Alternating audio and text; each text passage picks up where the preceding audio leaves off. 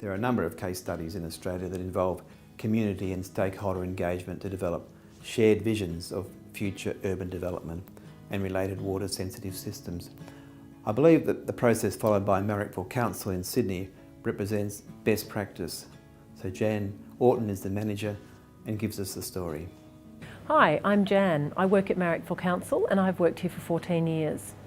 Marrickville Council is an inner city local government area about 5 kilometres from the CBD. It has a population of 80,000 people and is a heavily urbanised urban environment. About 10 years ago, Marrickville Council realised that it wasn't really achieving its goals in terms of water management. We had a very efficient and effective engineering section that was dealing with water and getting it out of the catchment as quickly as possible. And we had an environmental services section who was working very hard to deal with water quality in one of the most polluted waterways in Australia, the Cooks River. Those two sections weren't really seeing eye to eye. There was beginning to be some engagement in what we were doing, but we weren't really managing to bring our programs together. We learned through the research into stormwater management planning in New South Wales that stormwater management planning hadn't achieved its goals of improving water quality. The research found that the catchment sizes were too big, that there was a single discipline really looking after that management process, and usually a junior person in either engineering or environmental services. And the community were involved only to a very tiny extent or not at all. We recognised in Marrickville, in the highly urbanised environment that we have here, that if we didn't involve the community in this discussion, we would never achieve the goals of improving water quality for our receiving waters. So part of our approach to this was to change the way we did our planning. We brought our planning units down to a sub-catchment or a suburb area. We involved as many disciplines as we could across the organisation, and we heavily involved the community. At that point, we embarked on a very interesting journey that we're still travelling on today.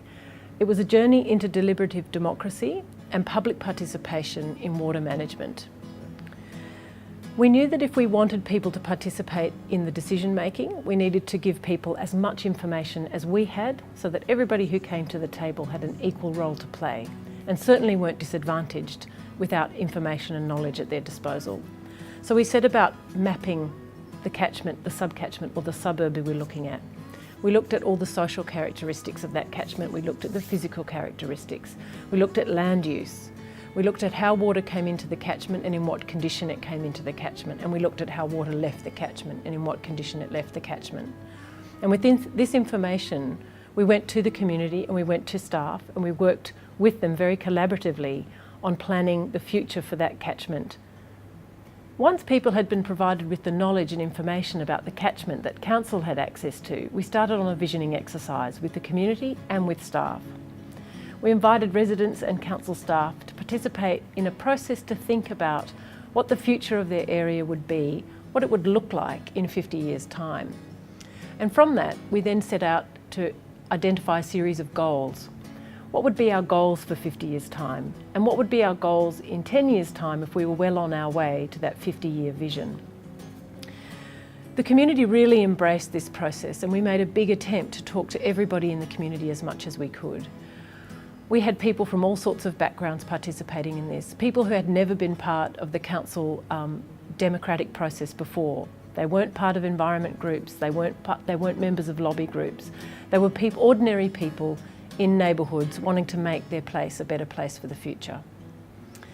Once we had that vision and those goals, we were also able to capture the imagination of the councillors, the elected representatives and the senior staff. The senior executives of council could see that this was a vision that was very embedded in a local place and that it had a lot of meaning for this council. Then, coupled with an action plan that we went on to develop that had actions that the community would take on, that council would take on around education and awareness raising around water, we also had a whole series of on-ground works that were related to the way that water flowed, that were related to the way the physical environment worked in that catchment. So immediately for council staff from community services to finance to governance to engineering could see that they had a role to play in implementing this plan. Once we'd finished that plan, we were in a great position to apply for funding from other state government agencies to implement the on-ground works.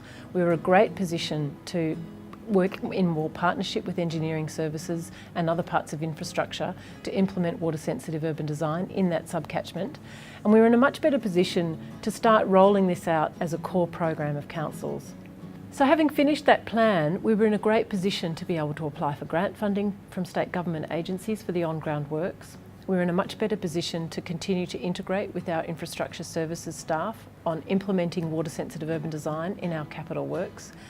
And we were in a position to convince and persuade the councillors to apply for a stormwater charge to the New South Wales Government to have an ongoing source of funding dedicated to stormwater improvement.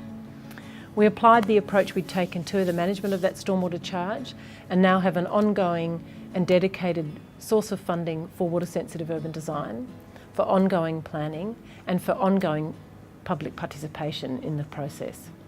We've just finished our 6th subcatchment plan, and this whole process, this process of deliberative democracy involving the public and staff heavily in the process, has led to us influencing the way we manage other things in council. And we're now embarking on a process of trying to integrate not just water across the fields, but a whole range of things that occur in the streetscape and public domain. The process followed by Marrickville resulted in fundamental changes in the way the community and the council work together to develop sustainable strategies. Jan Orton has described these well, and Dr. Liam Smith, a behavioural scientist from Monash University's Behaviour Works Centre, explains further. In thinking about some of the success stories, such as Marrickville City Council, it's interesting to think about why people bought in and participated in that agenda. And I guess one of the very basic principles of communication is that how we communicate to people should fundamentally be connected to things that they know about and things they care about. You give your communication a much better chance of success if it's connected to things people know about and care about. There are different ways of arriving at that, but from Marrickville's case study, it seems pretty clear that one of the things that both the Environmental Services Group as well as the engineers were pretty keen and knew about and cared about were some of the targets that weren't being met. And by having that common platform, they were able to come together and communicate with each other to a common agenda.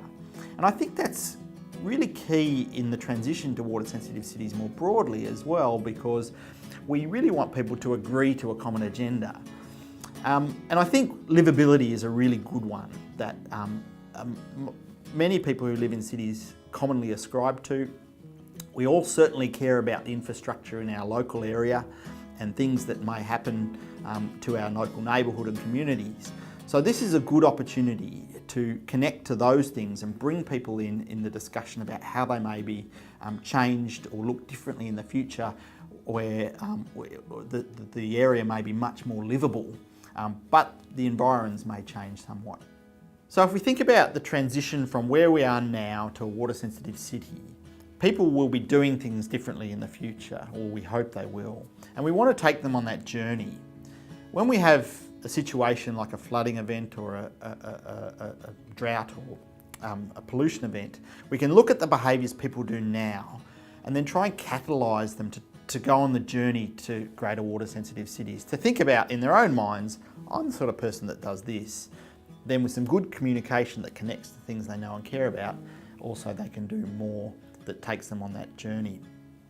It is an individual journey as well as a collective journey, insofar as in a water sensitive city, we'll have a cross section of people. Not everyone will be monitoring and reporting and participating. Some might just be happy to accept policies, but that's okay too, because that's their point of the individual journey.